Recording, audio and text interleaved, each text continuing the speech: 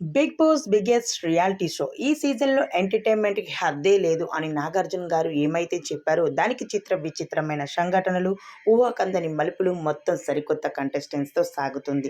అయితే big boss season 8 అందరిని ఆకట్టుకుంటుంది. ఇక ఈ సీజన్‌లోని మూడో వారం ముగింపుకి ఇక నాగార్జున గారు తన హోస్టింగ్‌తో ఎలా మెప్పిస్తున్నారో అభిమానులైతే ఎదురు చూస్తూ ఉన్నారు. ఆ ఎదురు చూపులకు తెరతీస్తూ హోస్ట్ నాగార్జున గారు స్టేజ్ మీదకి వచ్చి తన హోస్టింగ్‌తో అందరిని అలరించారు. ఇక హౌస్‌లో ఉన్న కంటెస్టెంట్స్ అందరితో మాట్లాడుతూ నిఖిల్ దగ్గరికి వచ్చారు. నిఖిల్ నిల్చో అని చెప్పారు. నిఖిల్ ఎలా ఉన్నావు అని అడిగారు. బాగానే ఉన్నాను సార్ అంటే, నీ ఇంట్లో నీకు మంచి మర్యాద అనేది ఏమీ నేర్పలేదా? అయితే నీకు ఒక అక్క, చెల్లి ఎవరూ లేరా? అసలు ఒక అక్క, చెల్లి అనేవాళ్ళు నీకుంటే ఆ మర్యాద నీకు తెలుస్తూ ఉంటాది. నీకు చెల్లి లాంటి, అక్క లాంటి లేకపోతే తోటి కంటెస్ట్ అయిన ఒక అమ్మాయి పక్కకు తోసేయడం, చేతులు పట్టి విసిరేయడం ఇది ఎంతవరకు కరెక్టు?